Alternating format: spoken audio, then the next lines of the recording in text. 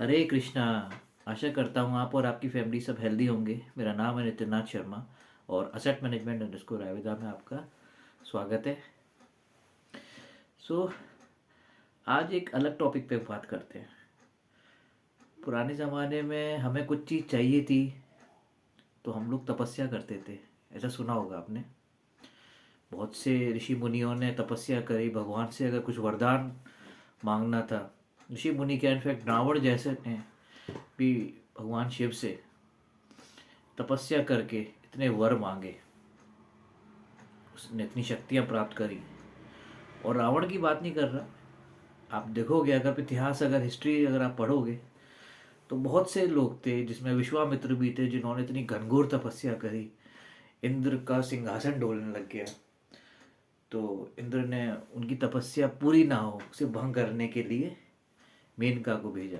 आपको पता ही होगा। तो ये तपस्या इतनी आसानी से हो जाती थी क्या? कई वर्षों तक वो तपस्या करते थे, कई वर्षों, कई मतलब कुछ तो युगों तक तपस्या करी, तब जाके भगवान प्रसन्न हुए और उनको आशीर्वाद मिला, उनको दर्शन दिए भगवान ने और पूछा, बोल क्या चाहता है तू? तो फिर वो वर मांगते थे। ठीक है ना? तो ऐसे ही आपने हिरण्यकश्यप का भी सुना होगा कि उसने तपस्या करी, उसने वर मांगा भगवान से, ना दिन में मरूं ना रात में मरूं, हैं, ना घर के अंदर ना बाहर, ना अस्त्र से ना शस्त्र से, ना मनुष्य से, ना किसी देव से। तो कहने का मतलब है तपस्या करनी पड़ती थी, तब जाके भगवान प्रसन्न होते थे और वो दर्शन देते थे और आपको वर देते थे। आपके मतलब आप जो भी चाहते हो, आप अगर धन चाहते हो, शक्ति चाहते हो, राज्य चाहते हो, सब मिलता था। तो तपस्या बहुत कठिन होती है और कई वर्षों तक करनी पड़ती है, जिसके हमें बहुत से कठिनाई आती हैं तपस्या करने में। बरसात आएगी, आंधी आएगी, ठंड, गर्म, और जब लोग बाग प्रयास भी करेंगे आपकी तपस्या पूरी ना हो पाए, इसको शक्तियाँ ना मिल पाए, तो जो कि करते भी थे पहले के टाइम में। अब विश्वामित्र जी का ही आप एग्जाम्पल लेने, सीधा सीधा इंद्र को लगा अगर इन्होंने तपस्या पूरी कर ली तो ये वर प्राप्त कर लेगा, हो सकता है मेरा सिंहासन ले ले भगवान से। तो उन्होंने मेनका को भेजा तपस्या भंग करने के लिए। तो कहने का मतलब है बहुत कठिन होती है तपस्या, इतना आसानी से फल प्राप्त नहीं होता। ऐसे ही हमारा इन्वेस्टमेंट है। इन्वेस्टमेंट भी एक तपस्या है। इतनी आसानी से आपको फल नहीं मिलेगा, लंबे समय तक तपस्या करनी पड़ेगी आपको। लंबा समय मतलब 20 साल, 30 साल, 15 साल, कंसिस्टेंट डिसिप्लिन वे में लगातार।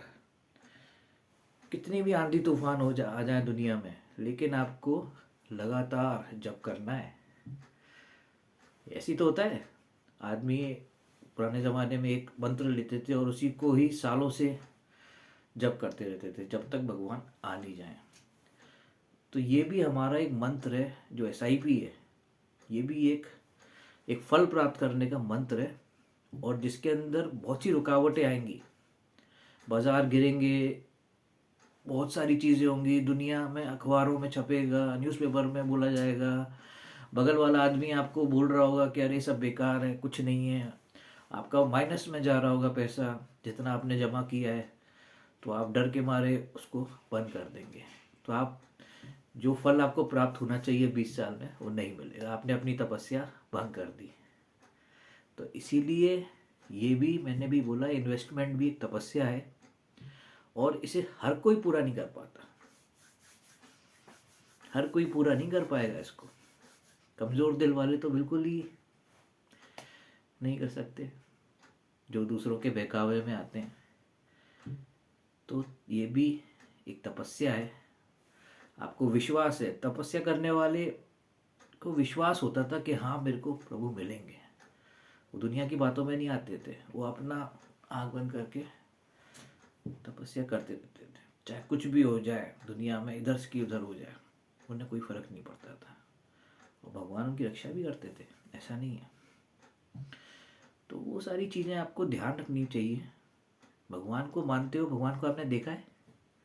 लेकिन है ना भगवान, अच्छा बुरा करते हैं, लाइफ में कठिनाई भी देते हैं और उसके बाद खुशी भी देते हैं। तो सब चीज़ है दुनिया में, भगवान है। आज मैं यहाँ बैठा हूँ, उसका सीधा सीधा एग्जाम्पल है। आप भी जहाँ बैठे हो आज आपने अगर अपना पास देखोगे तो पहले आप क्या थे, आज क्या हो, ऐसे ही नहीं हो गए। आपकी मेहनत है, भगवान का आशीर्वाद है, तो उन सब का असर होता है। तो अगर देखिए फल प्राप्त करना चाहते हैं तो आपको नियम, डिसिप्लिन बनाना पड़ेगा। और ये जो रुकावटें हैं, जो मार्केट जो गिरा और उसमें आपने देखा कि भाई मेरा पैसा माइनस हो गया है, ये चीज़ नहीं देखनी है। 20 साल एसआईपी मैंने चलाई है अपनी। 20 साल एसआईपी चलाने के बाद मुझे मालूम है कि अप एंड डाउन्स होते हैं। 2008 में सेंसेक्स 8000 के इंडेक्स पर आ गया था। 8000 का इंडेक्स समझते हैं, जो आज 75,000 पर है। कोविड के अंदर 40% करेक्शन हुआ। 40% करेक्शन कितने दिनों में? एक हफ्ते में। 2 साल पीछे पहुंच गया मार्केट। आज भी मार्केट में करेक्शन हुआ है, 1 साल 1.5 साल पीछे पहुंच गया मार्केट, लेकिन एसआईपी बंद नहीं करी, जिसका एक बहुत ही अच्छा वेल्थ क्रिएट हुआ। क्योंकि मुझे मालूम है कि दुनिया में कुछ नहीं होगा, ये सब उतार चढ़ाव, अप एंड डाउन सिर्फ टेम्परेरी है। अगर दुनिया ख़त्म हो जाए, अगर लोग बाग खरीदारी करना बंद कर दें, आप मैन्युफैक्चरिंग बंद हो जाए इस देश की इकोनॉमी की, तो समझ में आता है कि हाँ कुछ परेशानी हो सकती है। लेकिन तपस्या जो करेगा डिसिप्लिन में, वही फल प्राप्त करेगा। अब आपको एक एग्जांपल बताऊं, जैसे मैंने एक पहले भी एग्जांपल बताया था 6,679 रुपये की। बहुत साल पहले मैंने एक वीडियो बनाया था जब मैं बिरला में था। ये वीडियो मैंने 8 साल पहले बनाया था। उसमें मैंने यही बोला कि 6,679 रुपये की अगर एसआईपी आप 20 साल चलाते हो, लेकिन तो उसका कितना जमा होगा? 16 लाख रुपए जमा होगा, और जिसकी वैल्यू 1 करोड़ से ऊपर होगी। ये 15% हमने कैलकुलेट किया था कि 15% एनुअलाइज रिटर्न उसको साल के आ रहे हैं। और इस मार्केट गिरने के बाद भी अगर पिछले 20 साल के अगर आप एसआईपी के रिटर्न देखोगे तो 15% तक है, और 15% से ऊपर ही है डाइवर्सिफाइड इक्विटी फंड्स के। लेकिन ये 1 करोड़ रुपया मिलेगा उसी को ही जिसने तपस्या पूरी करी हो, 20 साल लगातार जिसने जमा किया हो, इन्वेस्ट किया हो, बिना 2008 का करेक्शन देके, बिना कोविड का करेक्शन देके। उससे पहले भी बहुत टाइम ऐसा रहा कि मार्केट में रिटर्न्स ही नहीं आए, तो पैसा उसी को ही मिलेगा। आज भी मैं आपको बोल रहा हूँ, जैसे अगर आप 10,000 रुपये महीने की कोई एसआईपी करते हो, तो उसमें आप सपोज आपने 20 साल आपने किया जमा, और हम मान के चलने के 12% ब्याज आ रही है। मैंने तो 15% से कैलकुलेट किया, चलो मैं कम कर लेता हूँ और 12% की बोलता हूँ। तो 10,000 रुपये से 20 साल, 10,000 रुपये महीना इन्वेस्ट कर रहे हो, तो 20 साल में आपके 24 लाख रुपए जमा होंगे, जिसकी 20 साल की वैल्यू आपकी 99.91 लैक्स होगी। मतलब एक तरह से 1 करोड़ ही मान के चलिए 12% ब्याज से। और सपोज अगर हम जिस स्कीम में इन्वेस्ट कर रहे हैं उसमें 13% ब्याज आ रही है, 13% एनुअलाइज रिटर्न आ रहे हैं, तो वही आपके 24 लाख के 1 करोड़ 14 लाख रुपए होते हैं। और अगर 13% की जगह 14% रिटर्न आ रहे हैं, तो हमारी वैल्यू होगी 1 करोड़ 31 लाख, 24 लाख की। और अगर 15% रिटर्न आए, और 15% आएंगे 20 साल में, 15% एवरेज रिटर्न आते ही हैं, तो आपकी 24 लाख की वैल्यू 1.5 करोड़ होगी।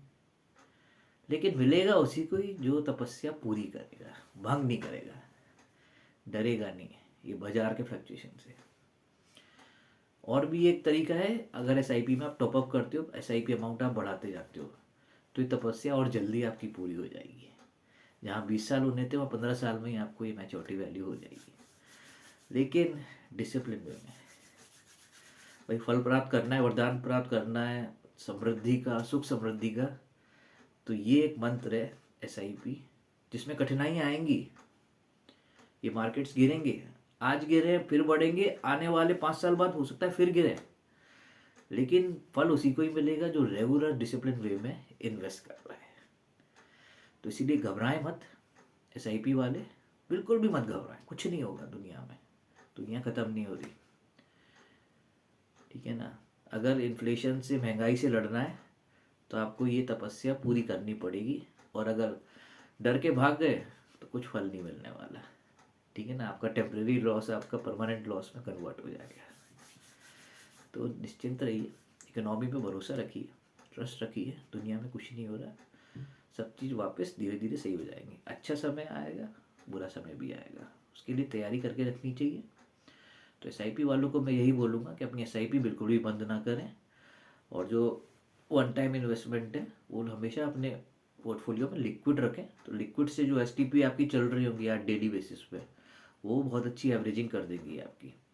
और जब ये मार्केट मूव करेगा बजट के बाद, और जब एफआईआईज आ जाएंगे, जब इंटरेस्ट रेट डाउन होंगे, ऐसा तो है नहीं गवर्नमेंट जो हमेशा इंटरेस्ट रेट अप करेगी, किसी ना किसी दिन तो कम करेगी करेगी भाई। अगर उसको मैन्युफैक्चरिंग बढ़ानी है या कॉर्पोरेट लोन सस्ते करने, इकोनॉमी चलानी है, तो ये सब करना ही पड़ेगा।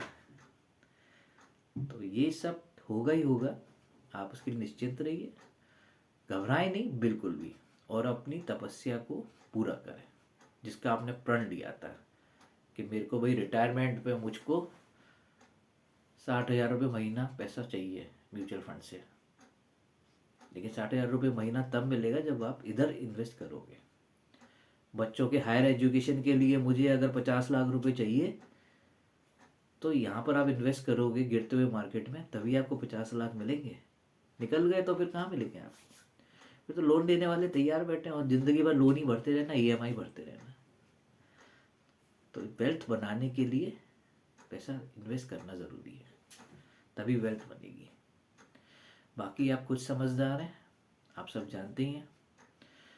तो ध्यान रखिए अपना और अपनी फैमिली का, और अपनी ये तपस्या को पूर्ण कीजिए। Thank you for watching this video. Bye bye, take care, have a great day. Okay.